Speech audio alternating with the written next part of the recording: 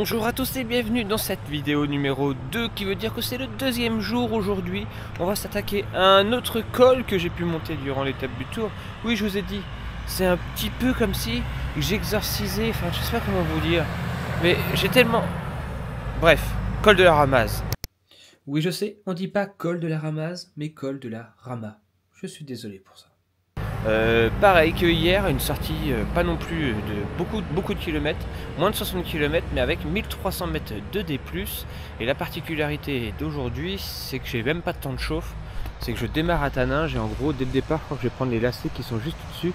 Donc les jambes n'auront même pas le temps de chauffer. Je ne vais même pas savoir comment ils ont réagi par rapport à hier, par rapport à ma première sortie. Normalement, on prend la direction tout là-haut. Pouf, de la petite croix qui est tout là-haut, donc on n'ira pas jusqu'à la croix car c'est inaccessible au vélo, mais en tout cas, col de la Ramaze. Et il est 7h40 du matin. Ouais, les vacances, on commence tôt parce que ils annoncent tellement chaud que j'ai pas du tout envie de me retrouver dans la fournaise. Quand je vois certains d'entre vous qui roulent par 32, 33, 34 degrés, je sais pas comment vous faites. Enfin, je vous vois beaucoup vous arrêter un peu partout à droite à gauche et je vous comprends. Mais moi, j'ai pas envie de subir ça. Et voilà, ça fait 640 mètres que j'ai commencé ma sortie. Et je suis déjà dans le col de la Ramaze. Col de la Ramaze qui m'indique quand même 15 km d'ascension. Un sacré bébé pour commencer la journée. Quand on n'est pas du tout échauffé à rien, on va voir comment les jambes vont réagir. Il va falloir gentiment y aller. Et tout de suite, on prend de la hauteur. Oh, j'ai déjà mal aux jambes. Forcément, en espérant que les jambes se débloquent au fur et à mesure de la journée. Il y a deux versants pour le monter et deux variantes depuis Taninges, comme je suis en train de faire. Et là, en gros, j'ai décidé de prendre la petite route qui mène au pied du vrai début de col au lieu de prendre la grande route qui mène au G et qui est très circulante. Beaucoup de circulation. Je préfère éviter ça perso et me sentir un peu plus seul dans la montagne. Apparemment le col est un peu moins dur que le col de Jouplane, mais attention parce que il y a une grosse partie facile qui vient un peu détruire les pourcentages. Alors on quitte Taninges et déjà on a déjà pris un peu de hauteur. Bon allez, on se retrouve tout le long de la sortie dès qu'il se passe soit quelque chose de visuellement beau ou de négativement moche sur mon corps. Allez, au contraire, une bonne surprise dans les sensations. Découverte du col de la Ramaze. Let's go.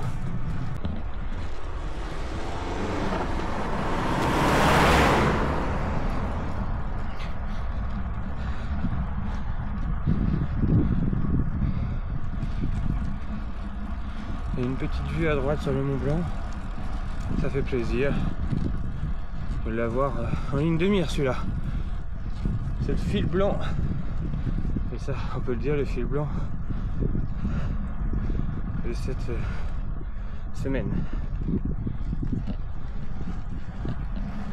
Bonjour.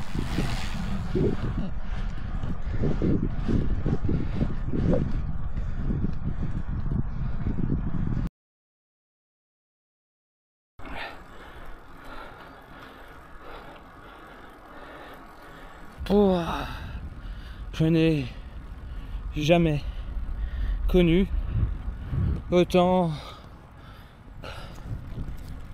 une mauvaise mise en jambe. Pourquoi j'ai décidé d'attaquer direct. Le corps est tout de suite en surchauffe. Là en gros j'ai fait 300 mètres de D+, vous allez me dire c'est pas beaucoup, en 4 km 66, mais dès le kilomètre 0. Bon bah dit comme ça, c'est vrai que ça paraît pas énorme, mais avec des pentes à 8% dès le départ, cette première partie du col de la Ramaze est quand même assez pentue dans des lacets en forêt, et donc ça c'est agréable.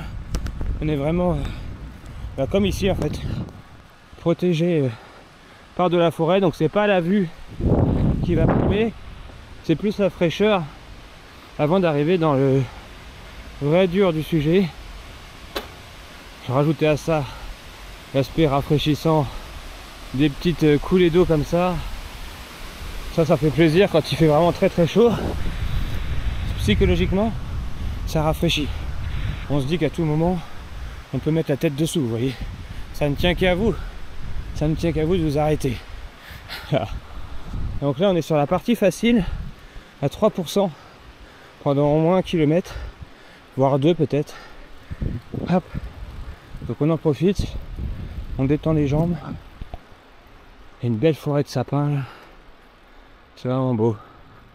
Avec la petite vue à droite toujours. On est déjà bien monté haut. On est déjà bien haut. Alors on fait que de commencer cette ascension. Bon allez bref, je me refais un peu hors caméra pour attaquer le vrai du gros.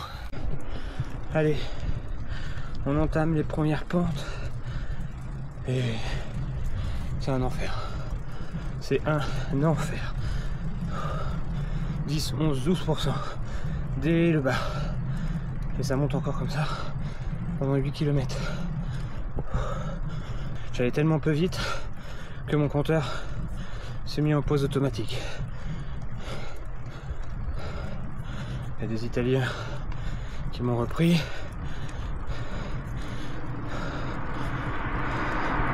Enfin, moi je gère avec ma tente 30. Je suis déjà dessus. Donc j'espère qu'il n'y aura pas un pourcentage plus costaud à un moment.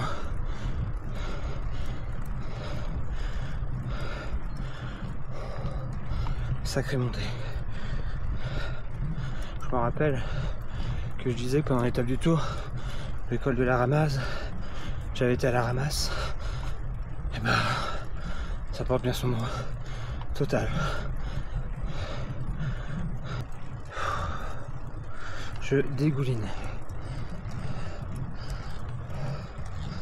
C'est pas la plus belle des vues parce que on est entre deux montagnes. Du coup, on n'a plus de panorama. On va devoir attendre un peu pour aller le retrouver.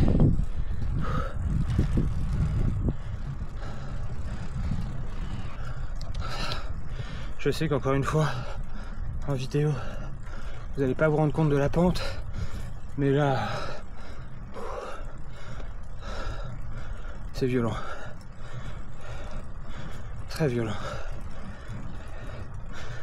Surtout quand vous avez votre compteur qui bug et qui vous indique que vous avez que 2% de pente alors qu'il y en a 9, 10. Vous voyez? Allez, on arrive dans la station Espace Délit, Prat de Lissaumont. Bon bah, j'ai pas beaucoup filmé parce que déjà je suis mort et surtout du kilomètre 9, donc du panneau 9 km au panneau 4 km, considérez que vous allez être confronté à un mur,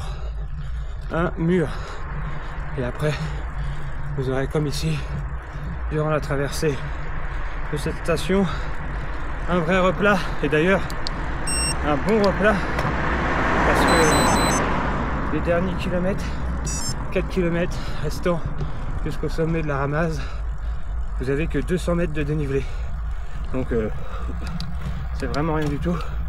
Vous allez pouvoir tourner les jambes un peu.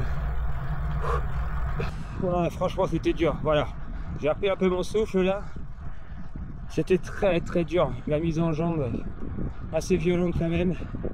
On sent que les efforts de la veille pèsent déjà sur les jambes, mais on se dit comment on va faire pour enchaîner encore au moins 2 jours de vélo. Voilà, pas voir que c'est tout rouge là. On m'aurait menti. On m'aurait menti. Ça redevient tout rouge.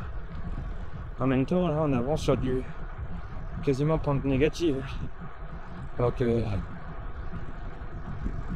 pour les prendre encore, c'est 180 mètres. Ah, finalement, 2 km hein, à 7%. Je pensais que ça allait être un peu plus étalé sur les 4 derniers, mais pas du tout. Que 2 km, le revêtement est pas bon. Pour col de la Ramasse, alors attendez, je vais monter un peu. Je vais laisser mon vélo là. Il est bien. Et on va observer. Oh, il y a un petit plan d'eau. Il y a un petit plan d'eau.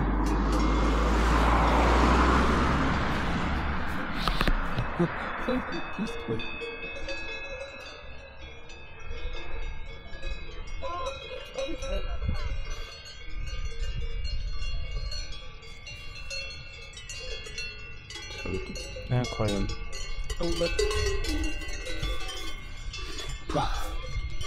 Bon, l'école de la Ramasse. Comme je vous le disais, je n'ai pas beaucoup filmé, mais en gros 16 km de montée, un début de montée assez compliqué, avec les premiers pourcentages à 6-7% sur les 2 premiers kilomètres. Ensuite vous avez un replat, et à partir du kilomètre 8, même avant 9, à partir du kilomètre 9, jusqu'au kilomètre 4, jusqu'à la pancarte du kilomètre 4, c'est un enfer. Je vous le dis, c'est un enfer. J'en ai chié comme pas possible. En plus, les paysages sont pas forcément folichons jusqu'à temps que vous arriviez dans la station hein, de Pradoli. Une fois que vous arrivez dans la station, là tout se découvre et vous profitez enfin des panoramas. Si vous montez à partir de Tagine, mais bien sûr, non, je voulais dire Taninge. N'oubliez pas de vous retourner s'il vous plaît, n'oubliez pas. On fait peut-être trop cette erreur, mais en même temps on est tellement concentré à avancer. Mais dans le dernier kilomètre, retournez-vous. Retournez-vous. N'allez pas croire que la plus belle des choses à voir ici, c'est ça. Non. Retournez-vous là-bas. Là. Voilà ce que vous verrez. Donc, surtout, si vous arrivez par l'autre versant, voilà ce que vous découvrirez dans la descente. Regardez-moi cette vue. C'est stratosphérique d'avoir le Mont Blanc comme ça. C'est magnifique. Magnifique. Pourrait y rester des heures, mais pourtant il faut redescendre pour rentrer au logement parce que cet après-midi ça se trouve je reviens ici pour marcher plus haut dans les montagnes. Ça c'est possible.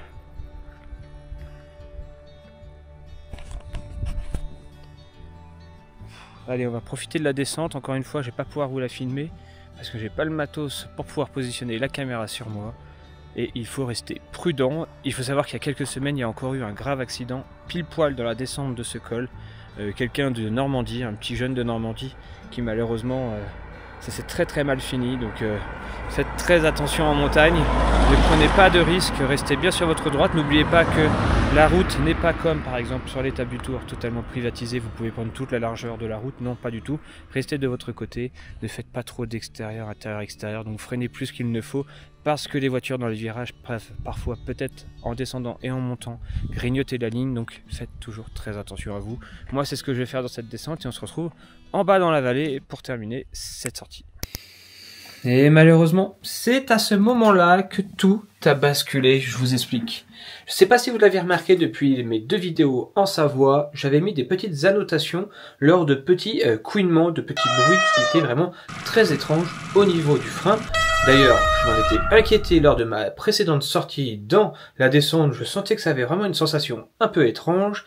Et en fait, en analysant vraiment tous mes plans, je me rends compte que ce couinement, il est là depuis le début. À savoir que ce vélo Origine, je l'ai reçu, je ne l'ai même pas testé et je suis directement parti rouler avec. Pour pouvoir arriver en vacances, j'ai dû mettre mon vélo sur le toit de la voiture comme à chaque fois. Bref, plutôt classique.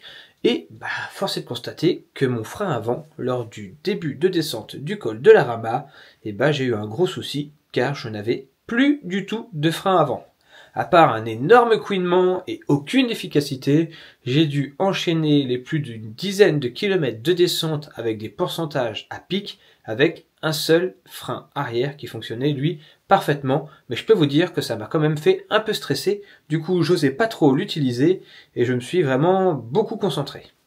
Alors là, dans ma tête, ça a été un peu le carnage. Je me suis dit, attends Cédric, t'es qu'au 2e jour de vacances, t'avais prévu de faire beaucoup de cols, la colombière, etc., etc. Bref, refaire des cols que j'avais déjà fait pour pouvoir kiffer, et tu n'as plus de frein, tu ne peux donc plus rouler. J'ai donc démonté mes plaquettes, je me suis rendu compte qu'elles étaient totalement mortes, humides, oui, du liquide était tombé dessus. Voilà pourquoi il y avait un couinement, et pourquoi ça ne freinait plus. Mais sur le moment, je me suis dit, peut-être que c'est moi qui a fait une mauvaise manipulation et que pendant le trajet, pendant la route, j'ai mis du liquide dessus et finalement, c'est venu les contaminer.